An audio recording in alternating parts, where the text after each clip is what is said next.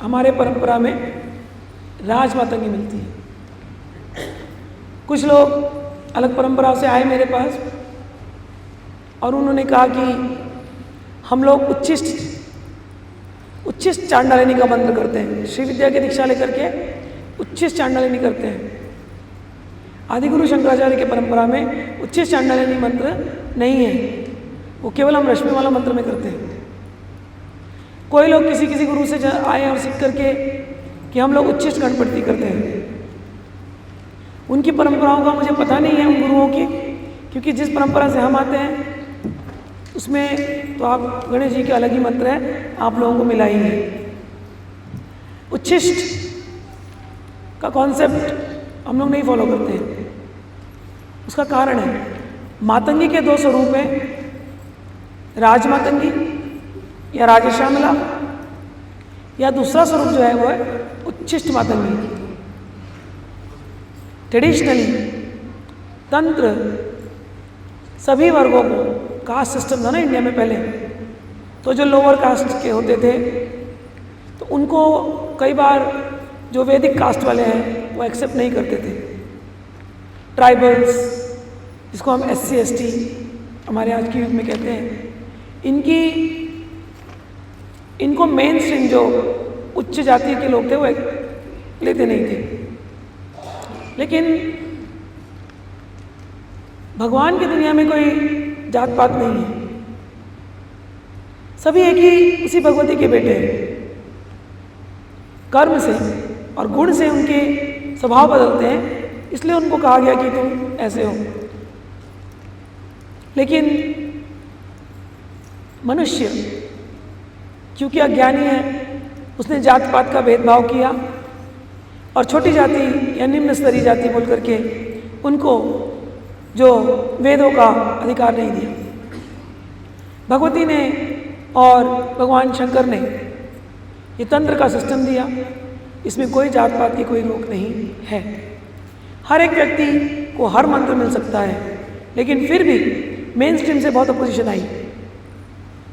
तो यही मातंगी मंत्र, जिसको हम राज मातंगी बोलते हैं, यही मातंगी मंत्र जब छोटी निम्न जातियों को पुराने समय के हिसाब से, जब मैं ये शब्द यूज़ करती हूँ प्लीज़ बुरा नहीं मानना, क्योंकि मैं काल के वेदांतर से आपको बात बता रही हूँ, मेरे मन में कोई नहीं है, सब मेरे अपने श्रीकुल है से।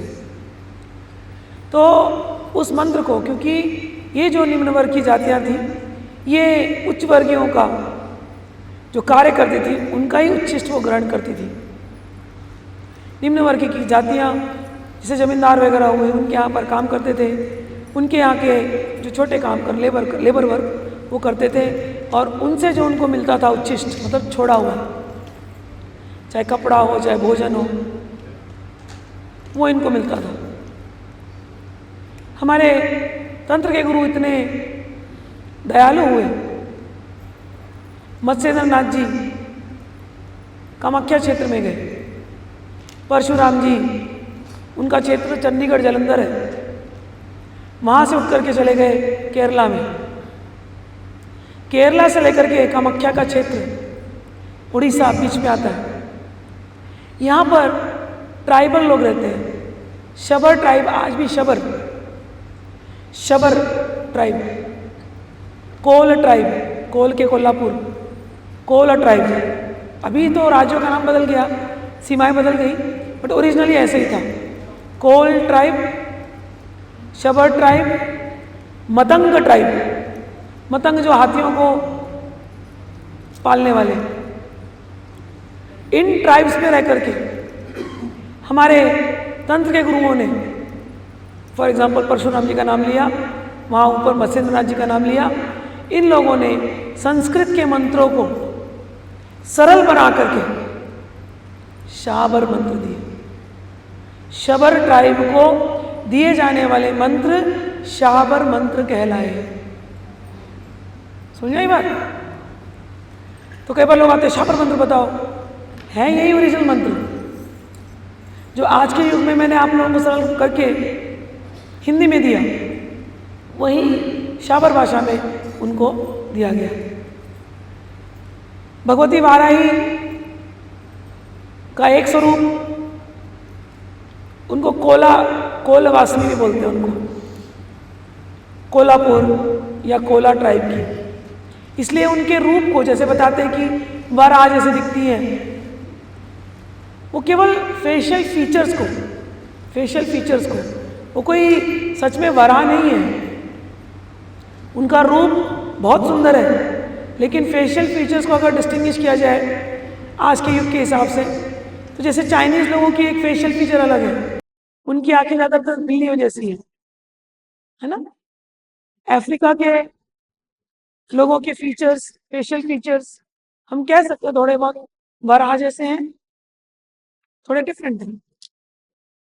अमेरिका या हमारे देश के इंडिया के हर प्रांत के लोगों के फीचर्स अलग हैं, क्योंकि उस जमाने में डिस्क्राइब करते नहीं बनता था, तो वराह रूप में वराही को डिस्क्राइब किया गया कि उनका वैसा रूप है।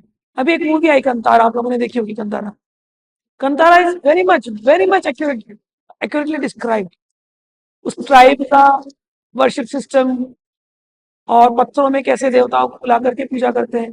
काफी कुछ इन्होंने, भले फिल्मी दिया रूपांतर, लेकिन काफी कुछ उन्होंने ट्राइबल वर्शिप को कवर किया है, जो आज भी इन ट्राइब्स में है। तो वाराही की पूजा इन ट्राइब्स में होती थी। उसी प्रकार से मातंगी की पूजा मतंग ट्राइब में, मतंग मुनि नाम दिया गया, वो इन्हीं ट्राइब से आए। ठीक है, मतंग मुनि ने ही, मतंग ट्राइब के जो मतंग मुनि जो ओरिजिनल थे, तो ट्राइबल में हर मुनि का नाम मतंग मुनि हो गया। उन्होंने ही शबरी को रामचंद्र का मंत्र दिया था। शबरी भी मतंग ट्राइब से ही थी, शबरी शाबर ट्राइब से थी, लेकिन उनके जो गुरु हुए मतंग ट्राइब से हुए। ठीक है, तो ये सारा ये ट्राइबल एरियाज था जहां पर देवी की अलग अलग पूजा होती थी। इनके जब वाराही के 1000 नाम पढ़ो तो इनके नामों में इनका अलग स्वरूप आता है। मातंगी के 1000 नाम पढ़ो, इनके नामों में अलग स्वरूप आता है। तो डिस्टिंग्विश करने के लिए, क्योंकि ट्राइबल्स मातंगी की पूजा करते हैं, उनके मंदिर अलग बनते थे, ट्राइबल क्षेत्र के मंदिर अलग ही बनते थे, मेन क्षेत्र के मंदिर में वो नहीं होते थे। तो मेन क्षेत्र के जो मंदिर होते थे, गांव के जो उच्च वर्गीय लोग अपना मंदिर बनाते थे, वहां पर देवी की पूजा एकदम राजकाज से, मतलब रानी जैसे बैठती थी देवी। तो मातंगी को बैठाया, श्यामला को, उसके हाथ में सब कुछ होगा, वो रानी जैसी सजी धजी रहेगी, पूरे अलंकार उसके सोने के होंगे, क्योंकि बड़े लोग हैं भाई, बड़े बड़े पूजा कर रहे हैं, बड़े बड़े ऑफिस जा रहे हैं मंदिर में, उसके गहने, उसके अलंकार सब कुछ। वही मातंगी के गहने अलंकार उच्च वर्गीयों में, धनाढ़ वर्गीयों में बड़े सुंदर सुंदर कपड़ों से हो रहे हैं। तो वहां वो रानी कैसी दिखती है, इसलिए उसका नाम पड़ गया राजमातंगी। ठीक है, अब वही मातंगी की पूजा ट्राइबल्स में हो रही है। इन लोग ट्राइबल्स बेचारे क्या चढ़ाएंगे, उनके पास तो धन नहीं है। भोग के लिए भी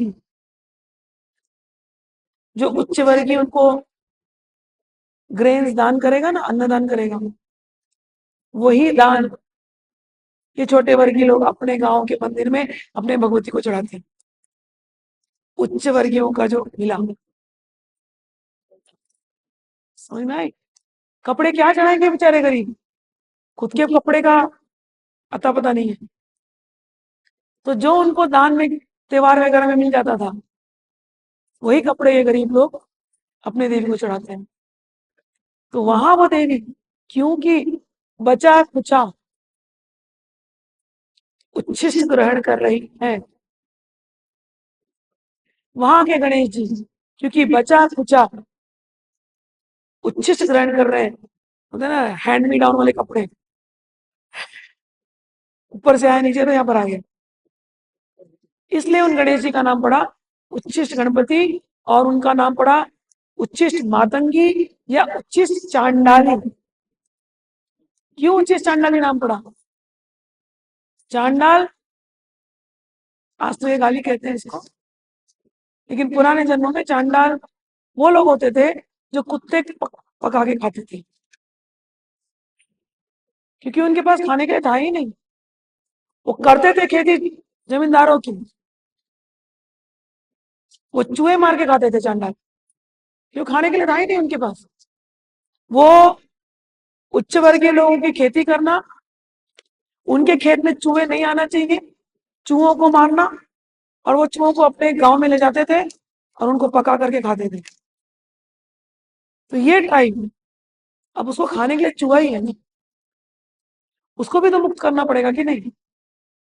तो हमारे संत महात्मा तांत्रिक महान गुरु जो हुए, उन्होंने कहा तुम्हारे पास जो है खाने के लिए तो सब भगवान को अर्पण करो, क्योंकि गीता ने भगवान ने भेदभाव नहीं करी है। यद करोषि यद जुहोषि यद अश्नासि तदासि यद तत्पुरुष मदर्पण। तुमको अगर चूहा ही खाने को मिल रहा है, तुम्हारी पैदाइश ऐसे हो गई, तो तुम वो चूहा ही अर्पित कर दो गणेश जी को, गणेश जी प्रसन्न हो जाएंगे।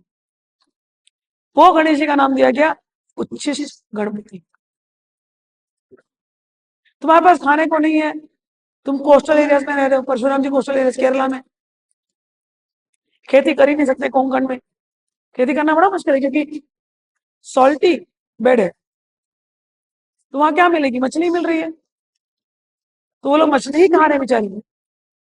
कोल्हापुर, कोला जो साइड में बोल रहा, कोलवासी, तो ऐसे लोगों को भी तो मुक्त होना चाहिए कि नहीं होना चाहिए?